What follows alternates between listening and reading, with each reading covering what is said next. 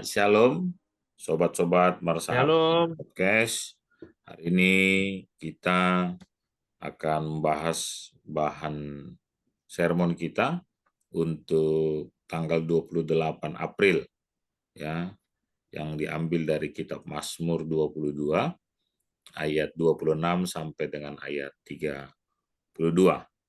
Tapi sebelum kita lanjutkan, kita bersatu di dalam doa. Kita berdoa. Kami mengucapkan rasa syukur kami kepada Tuhan atas segala kehidupan yang Tuhan anugerahkan bagi kami. Bersama dengan Pendeta Gresindo Raja Sinaga, kami akan membahas tentang firman Tuhan. Biarlah firman-Mu, Tuhan, boleh berikan dalam kuasa-Mu atas setiap kami. Demikian secara khusus bagi para sobat Marsahap Sahap Podcast, sehingga kami semakin mengerti dan lebih lagi kami semakin bertumbuh dalam iman percaya kami kepada Tuhan. Terima kasih Tuhan, dalam Yesus Kristus kami berdoa. Amin. Amin. Iya, terima kasih buat pendeta kami, Bang Pendeta Gresindo Raja Sinaga, yang pada saat ini bersedia mendampingi kita untuk semakin mendalami apa yang Tuhan mau katakan bagi kita semua lewat kitab Mazmur 22 ayat 26 sampai dengan ayat 32 dengan topik orang yang mencari Tuhan akan memuji namanya. Saya akan membacakannya bagi kita semua. Demikian firman Tuhan. Karena Engkau, aku memuji-muji dalam jemaah yang besar, nazarku akan kubayar di depan mereka yang takut akan Dia. Orang yang rendah hati akan makan dan kenyang, orang yang mencari Tuhan akan memuji-muji Dia. Biarlah hatimu hidup untuk selamanya. Segala ujung bumi akan mengingatnya dan berbalik kepada Tuhan, dan segala kaum dari bangsa-bangsa akan sujud menyembah di hadapannya. Sebab Tuhanlah yang mempunyai kerajaan, Dialah yang memerintah atas bangsa-bangsa. Ya, kepadanya akan sujud menyembah semua orang sombong di bumi, di hadapannya akan berlutut semua orang yang turun ke dalam debu, dan orang yang tidak dapat menyambung hidup. Anak-anak cucu akan beribadah kepadanya, dan akan menceritakan tentang Tuhan kepada angkatan yang akan datang. Mereka akan memberitakan keadilannya kepada bangsa yang akan lahir nanti, sebab Ia telah melakukannya. Amin. Ya, demikian firman Tuhan. Amin. Iya. Bagaimana ini kabar Bang Pendeta Gresindo Raja Sinaga? Sehat? Wah, sepertinya ngelek ini. Puji Tuhan, kabar Puji baik, Tuhan. Bang. Oke, iya Bang. Terima kasih sudah menyempatkan waktunya yang sangat padat untuk semakin kita mengerti akan firman Tuhan. Boleh dimulai dari Bang Pendeta Gresindo Raja Sinaga, ya, sebagai pengantar latar belakang atau apa yang Bang Pendeta Raja boleh sampaikan bagi kita. Silakan Bang. Oke, baik. Terima kasih, Bang Pendeta Rolandi. Pada Minggu 28 April ini, firman Tuhan dari pemazmur itu yaitu Mazmur Daud, di mana Daud itu punya pengalaman rohani yang sangat kuat, pengalaman hidup penuh dengan suka duka yang bergantian. Dan di Mazmur 22 ini, inilah letak keunikannya, Bang Pendeta. Disinilah kelihatan jelas tadi adanya situasi duka yang dihadapi, ada situasi penuh ancaman, dan kemudian ada perubahan, ada semacam situasi peralihan. eh, Pemazmur Raja Daud ini juga mengalami hal yang penuh dengan sukacita. Dia mengalami berkat dari Tuhan. Nah, jadi latar belakang dari Psalmen atau Mazmur 22 ini adalah kehidupan rohani Raja Daud eh, yang penuh dengan lika-liku kehidupan. Dia sudah mengalami hal-hal yang sangat berat, bahkan dia sampai kepada titik nadir, titik yang paling rendah. Kalau kita temukan di Mazmur 22 ayat yang pertama, di sini ayat yang kedua dia mengatakan, Allahku, Allahku, mengapa engkau meninggalkan aku? Gitu, Bang. Jadi memang luar biasa bentuk pergumulan yang dihadapi oleh Raja Daud. Eh, jadi kalau kita mungkin bisa ambil latar belakangnya, memang pergumulan yang dihadapi dia bukan hanya dari luar dirinya atau bukan hanya dari luar bangsanya, musuh-musuh dari negara lain. Tapi banyak juga musuh-musuh dari negaranya sendiri. Bahkan juga ada tantangan pergumulan masalah yang dia alami dari keluarga, dari anak-anak kandungnya sendiri. Nah, jadi semua latar belakang itu membuat iman Daud tertantang, iman Daud itu teruji, dan disinilah kita melihat bagaimana iman Daud itu betul-betul kuat dari 22 ini, yaitu ayat 1 sampai ayat 32. Di sini sangat jelas sekali adanya kekuatan iman dari Raja Daud. Begitu Bang Pendeta, mungkin dari Abang Pendeta juga ada eh, insight yang atau yang berbeda gitu Bang. Iya, terima kasih ya buat Bang Krisindo Raja Sinaga menggambarkan situasi Daud yang sedang dalam kesulitan hebat. Iya, menambahkan seperti yang disebutkan dalam ayat 13 ya, tentang banyak lembu jantan mengurumuni aku, benteng-benteng dari Basan mengepung aku, mereka mengangakkan mulutnya terhadap aku, seperti singa yang menerkam dan mengaum. Jadi memang situasi yang sangat menakutkan, sangat mengecam, sedang dialami oleh seorang Raja Daud, seorang Daud ya, pada saat itu, dan Daud berseru kepada Tuhannya, iya. Dengan judul perikop pada Mazmur 22 ini dikatakan ya, tentang Allahku, mengapa kau tinggalkan aku. Ini menjadi latar belakang situasi sulit yang tadi disebutkan oleh Pendeta Krisindo Raja Sinaga, dan Daud sedang menyampaikan ya sebagai latar belakang, menyampaikan kerinduan hatinya dalam pertolongan Tuhan. Ya, mungkin begitu ya Bang Raja ya. Atau saya ada kalau silap tolong diingatkan Bang Raja. Iya, benar Bang. Jadi betul-betul Daud ini sampai kepada situasi sangat berat tadi itu Bang. Dia betul-betul sendiri. Oh, dia betul-betul harus menghadapi pergumulannya itu dengan dirinya sendiri. Tidak ada orang yang menolongnya. Bahkan tadi ya sampai kepada ancaman kematian pun sudah dialaminya. Nah, tetapi di sini kita melihat Daud sangat-sangat mengandalkan Tuhan. Dia berseru kepada Tuhan, meminta pertolongan kepada Tuhan. Begitu, Bang Pendeta. Ya, terima kasih Bang Raja.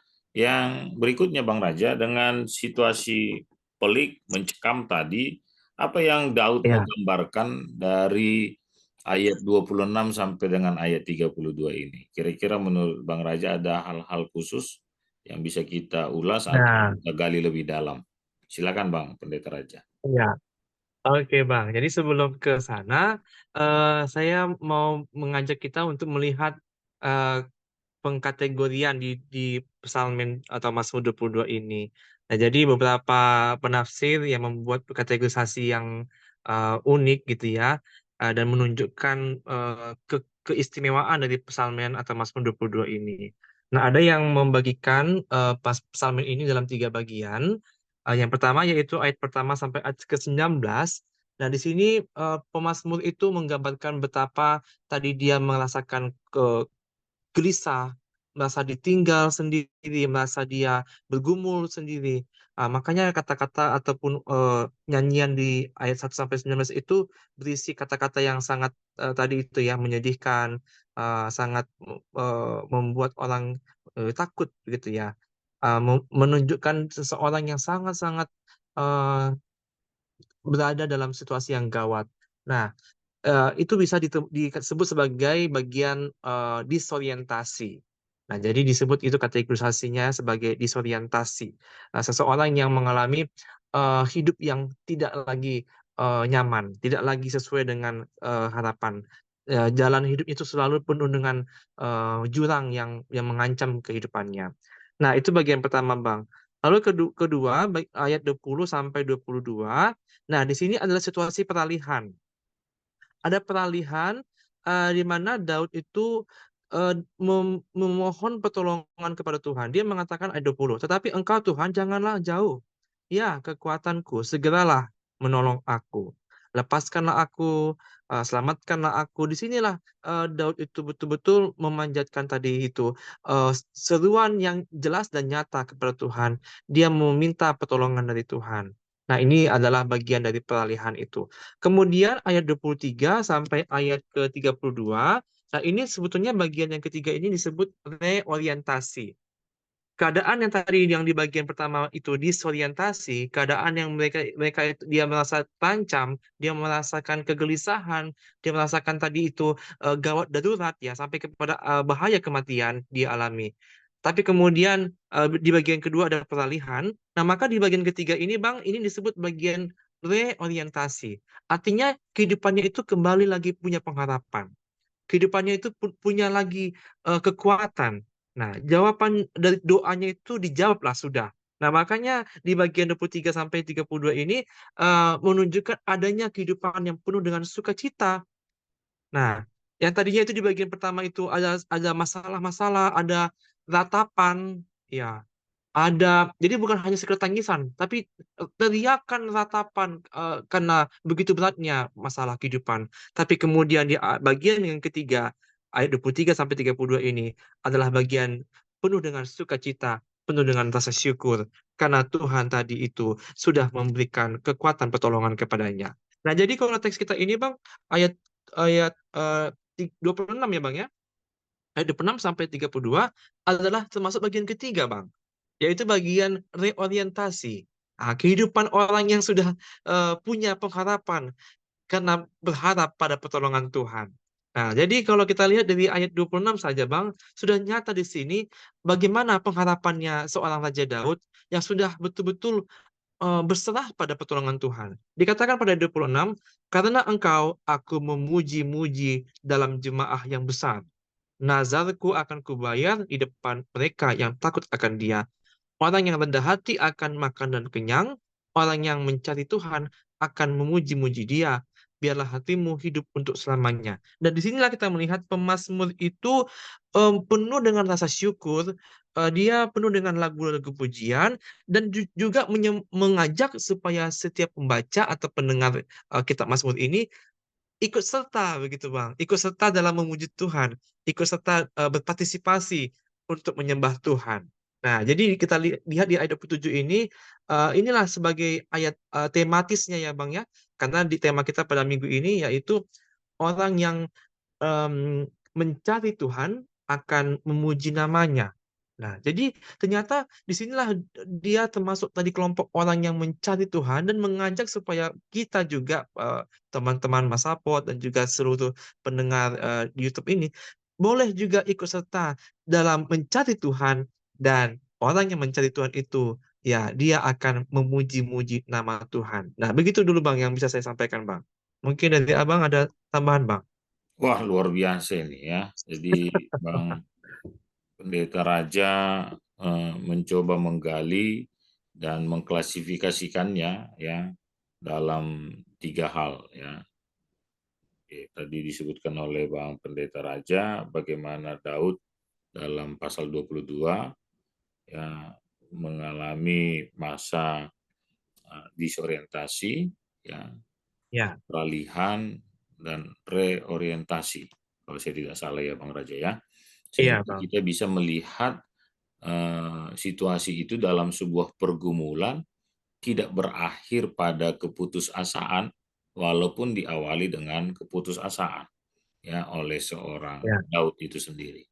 Tapi tadi seperti yang disampaikan oleh Bang Gresindo Raja, ada apa masa peralihan ya yang dialami oleh Daud itu saat dia ya mencoba melihat keberadaan Tuhan dan keberadaan dirinya, bahkan tidak hanya keberadaan Tuhan dan dirinya saja, tetapi dia melihat keberadaan semua orang Ya, sehingga Iya. pada ayat 27 dia mengatakan orang yang rendah hati akan makan dan kenyang. Ya, terus orang yang mencari Tuhan akan muji dia. Ya, dilanjutkan itu kan dari hal yang kelompok kecil ya dengan kata orang ya, baru akhirnya eh, pada ayat 28 segala ujung bumi akan mengingatnya, dari kelompok kecil menjadi kelompok yang lebih besar. Dan ternyata keputusasaan itu juga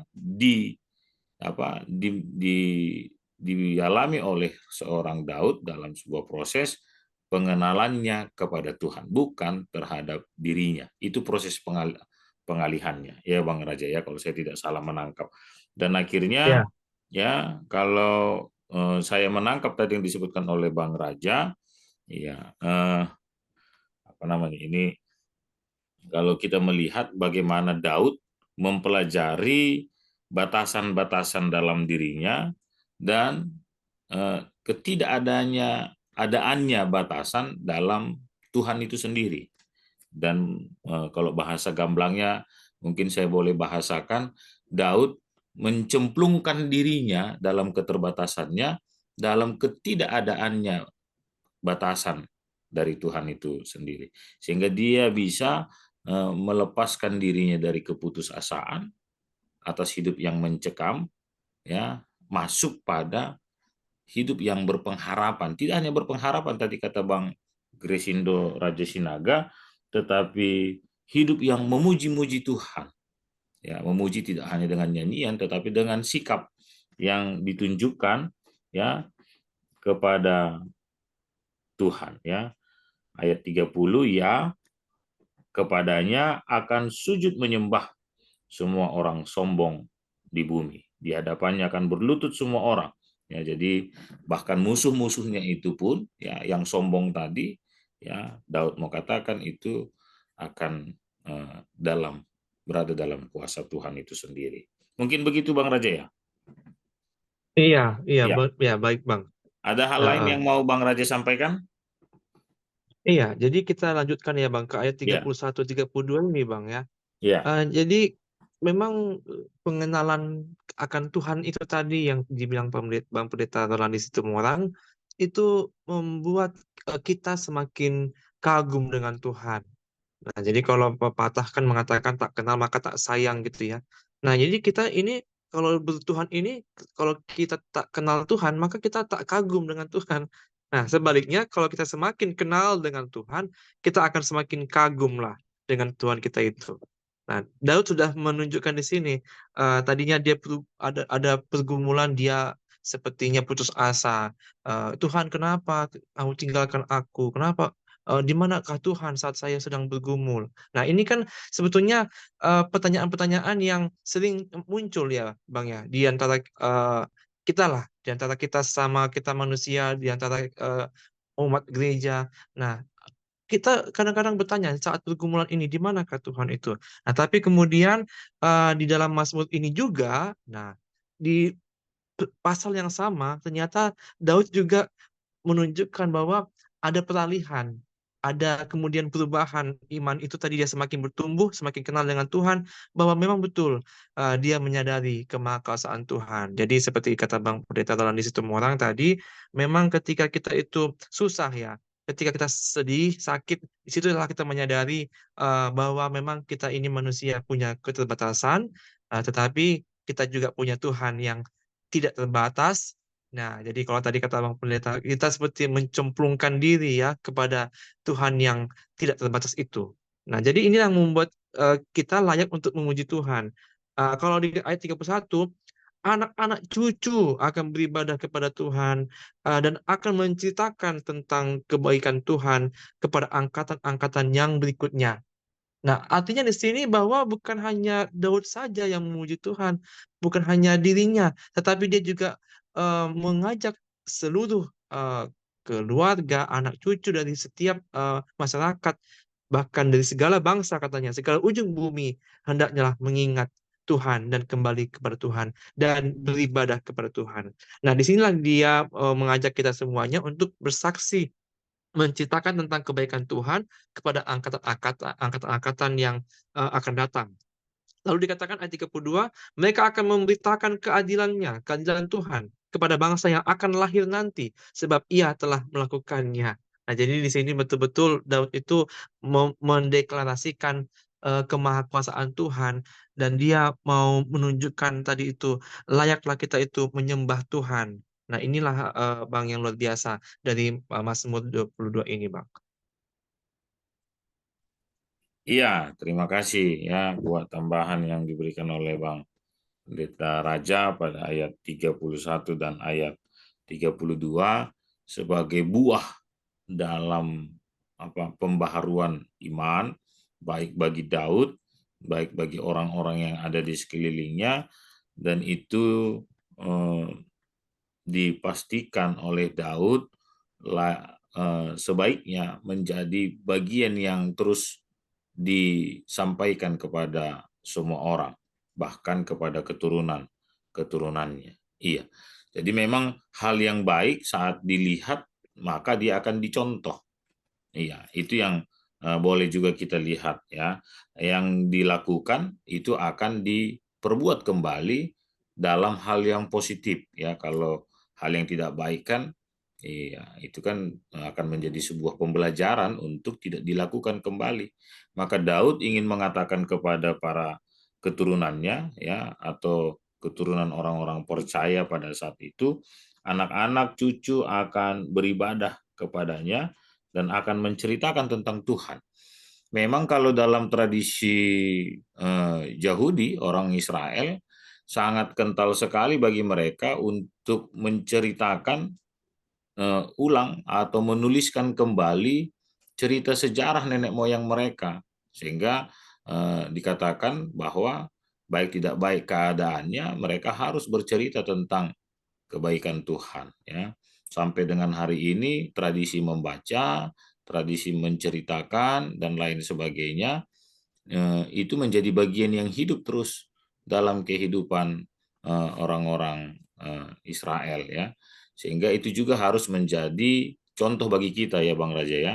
Sehingga kebesaran Tuhan itu Ya, terus menjadi bagian yang hidup di dalam kehidupan mereka dan anak cucunya. Demikian juga kita ya, walaupun ini belum masuk dalam refleksi. Saya hanya ingin mencoba menyebutkan apa yang disebutkan oleh Bang Raja, ternyata hidup dalam Tuhan itu harus menjadi hidup yang diceritakan terus kepada anak cucu kita. Kita sampai pada closing statement ya, Bang Raja. Maaf kita dibatasi oleh waktu. oke. Ya, ada yang Ya. Bang Pendeta Raja mau sampaikan? Ya, baik, terima kasih, Bang. Jadi pada minggu kita ini adalah namanya minggu kantate, minggu nyanyian, kita bernyanyi. Nah, kenapa disini bernyanyi? Ya, memang seperti kisah Daud ya, yang tadinya itu kehidupannya itu penuh dengan disorientasi, tapi kemudian dia semakin dekat dengan Tuhan, semakin kenal dengan Tuhan, dia semakin lagi punya harapan hidup, dia punya reorientasi kehidupan yang semakin penuh sukacita. Dari yang tadinya itu kehidupannya seperti terisolasi, kesendiriannya dialami, tapi kemudian itu mengarah kepada suatu hal yang baik, ada integrasi antara hidupnya dengan Tuhan dan juga hidupnya dengan orang yang ada di sekitarnya. Nah, jadi dari bagian pertama tadi dia begitu diabaikan, dia seperti orang yang terabaikan, tapi kemudian di bagian ini perikop kita hari ini dia penuh dengan puji-pujian, dia penuh dengan rasa syukur, penuh dengan penyembahan, dan ini juga lah yang diharapkan kepada kita semuanya, sahabat Masapot, kita juga lah penuhlah dengan kita rasa syukur kita memuji Tuhan, kita bernyanyi, bukan hanya dengan lagu-lagu yang apa ya, lagu-lagu yang nyanyian kata-katanya saja, tapi melalui perbuatan kita pun kita bisa memuji dan memuliakan nama Tuhan. Ya, demikian Bang Pendeta Tolandi. Ya, terima kasih buat Bang Raja. Saya mau katakan terakhir sebelum ditutup doa oleh Bang Pendeta Raja, jangan pernah merasa kita sendiri dan akhirnya kita terjebak dalam keputusasaan. Tapi Daud ingin mengajarkan kita pada Minggu Kantate ini, ya Minggu Puji-pujian, bahwa kita harus datang kepada Tuhan, mencari Tuhan, dan saat kita berjumpa dengan Tuhan, maka kita akan mengalami proses dari disorientasi tadi, pengalihan dan masuk kepada reorientasi. Dari keputusasaan berjumpa dengan Tuhan dan ditolong oleh Tuhan dalam kuasanya yang besar. Jangan berfokus pada kekuatan kita, tapi ya bahasa tadi saya pakai cemplungkan atau datanglah kepada Tuhan. Maka keputusasaan itu diubahkan menjadi kemenangan dalam setiap kehidupan kita. Seperti topik kita, orang yang mencari Tuhan akan memuji nama Tuhan. Mari kita bersorak-sorai di Minggu Kantate ini. Terima kasih buat Bang Pendeta Raja. Maka kita akan akhiri sermon kita hari ini, Sobat Masapot, dalam doa yang dipimpin oleh Bang Raja. Baik, marilah kita bersatu dalam doa. Kami bersyukur kepadamu Tuhan untuk kami bisa berdiskusi tentang firman Tuhan. Begitu juga Tuhan dengan sobat-sobat Masapot dimanapun berada. Biarlah Engkau Tuhan berikan kami roh yang penuh dengan sukacita. Kami boleh dengan rasa syukur kami selalu berterima kasih kepada Tuhan dan selalu mengenal dan semakin lagi dekat dengan Tuhan. Dan kami serahkan Tuhan setiap permohonan ataupun harapan-harapan kami kepadamu. Di jalan-Mu ya Tuhan, kami bisa menemukan jalan yang penuh dengan sukacita, karena kami tahu dan kami yakin Engkau adalah Allah yang memegang tangan kami tidak pernah sendirian, tapi Tuhan selalu ada beserta kami, menolong, menopang kami. Itulah menjadi sukacita bagi kami semuanya. Terpujilah nama-Mu Tuhan, dalam nama Tuhan Yesus kami berdoa dan mengucap syukur. Amin. Amin. Terima Baik, kasih Bang terima Raja. kasih Bang Pendeta. Iya, Shalom. sampai Sampai jumpa lagi ketemu ya di sahabat-sahabat. episode Shalom. berikutnya.